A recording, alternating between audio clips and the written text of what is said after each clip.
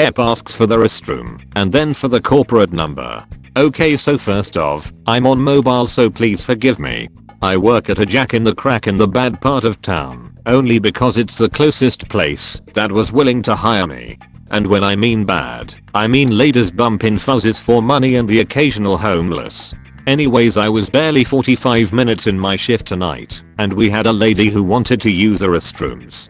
Now, being that this was the bad part of town, the restrooms are only for paying customers only. No ifs, ands, or buts, heh. But so I had told her that the restrooms are for paying customers only. This is where shit hit the fan for her. She then gave me a mad dog look saying that, oh how, do you know I'm not gonna buy anything once I come out?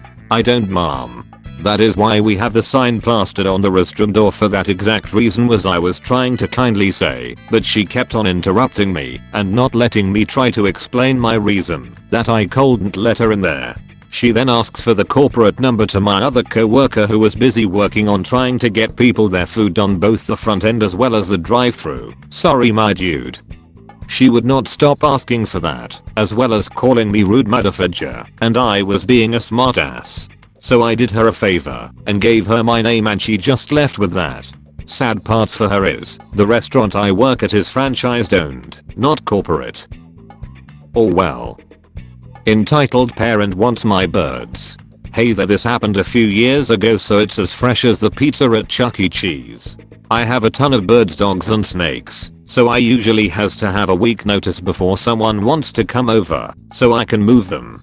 My sister's family was coming over, and let me tell you, their point crotch fruit sucked. He apparently got his hand onto a book about biology, so he played the Spermy game where he lied down on his dad's lap and slithers around like a sperm. Then he headbutts something and say fertilization. And it's really weird. He eventually goes upstairs and finds Echo, my young parakeet, eating a millet cookie. He tells his mom, and I'm just like shit. He says he wants to buy it, so my sister turns around and says here's a 5. Of course I decline, and she starts ranting about how her son is lonely and needs a friend. Ask him to fertilize a friend for himself and say, and my sister looked like someone just shit on her shoes. Before she keeps ranting, I say, if you want a pet I have a free one for ya, and I bring out my ball python and my sister almost faints. She left and I never invited her again. But wait, there's more. She came over a year later and says that I'm trafficking animals. And I will be arrested. When the cops show up, they look around and tell me I'm good, and I'm let off with a warning cause I threatened them with a poor snake. He didn't say that word for word. I later find out that the entitled kid is suspended from school because he chased a girl around while wearing a Shrek mask and touched her. That's all for now, folks. Sire, I demand that you give me the cake. Jen mother, Kim child, Bob Jen's friend, Mary Kim's friend and Bob's daughter, Tina Mary's friend, Mum Snowy Muscles mother, Dan little brother, me Snowy Muscles. Yet another story about Jen and Kim. Jen was friends with a guy named Bob. The two had plenty of flings despite one being married. Mary and Kim always went to each other's birthday parties, which meant Dan always went too. Dan was always dragged along with Kim. One day Mary was invited to Tina's party and the theme was Power Rangers and Tina loved the pink one. Bob made a nice cake from scratch with the Pink Ranger on it. And happy birthday Tina, hope today is a mystical day. Can't remember the Ranger team from that year, but it played on the team name. Could have been Overdrive Day, Patrol Day, Samurai Day. It was also a terrible attempt, according to my source. An hour before the party, Mary invites Kim over, of course Dan and Mum are dragged along, and Jen was there of course.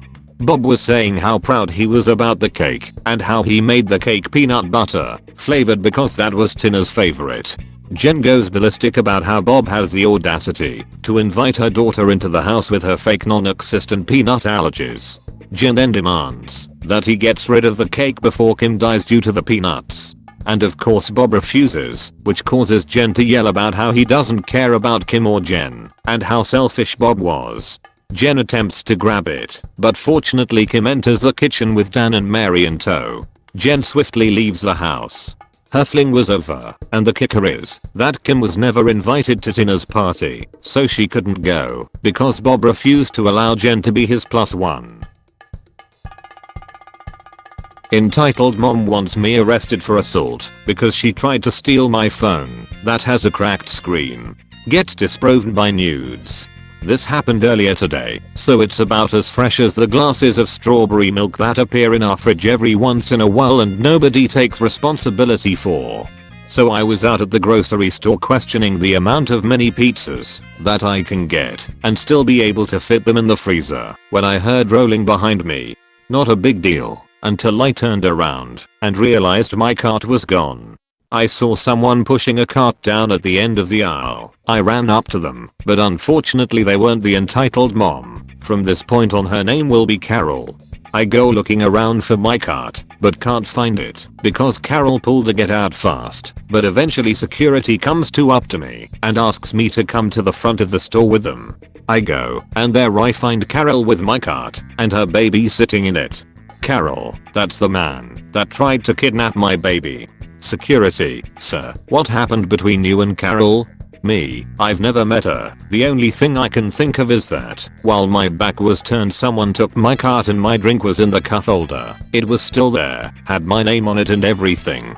Security, can you show your ID? I showed the guard my ID, matched up with my appearance and the name on the cup.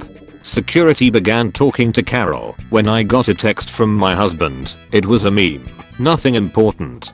Carol noticed this and the fact that my phone screen was cracked. It isn't a big crack, but it's around the middle. Dropped my phone on chopsticks while out to eat. Carol, that's my phone. He broke it, so I'll cut my finger when I use it. He's trying to hurt me. Arrest him for assault. I've gotten cuts from cracked screens, but they're really just percuts that bleed and don't hurt as much. Legos have drawn more of my blood than cracked screens over my life, and I only replace cracked screens when I get a new phone or my husband insists on it. Cracked screens usually are not that dangerous, and mine certainly isn't. Me, ma'am, this is my phone. It's been broken for months and it maybe cut me once. Carol, prove it. Knowing she'll say I changed the passcode, I opened my Photos app and gave it to the security guard with a quick warning about the content of some of the photos. Security, what type of photos do you have on here? Carol, pictures of my family and kids. Security, do you have anything that could be considered inappropriate? Carol, of course not. Security, then why are there nude photos of Op from months ago on here? Carol, he put them on there. Security, no, these were put onto this phone months ago. Carol, that's a lie. Carol then tries to grab security guy by the shirt, but gets restrained. I'm given my cart back, without her baby, and she gets banned from the store.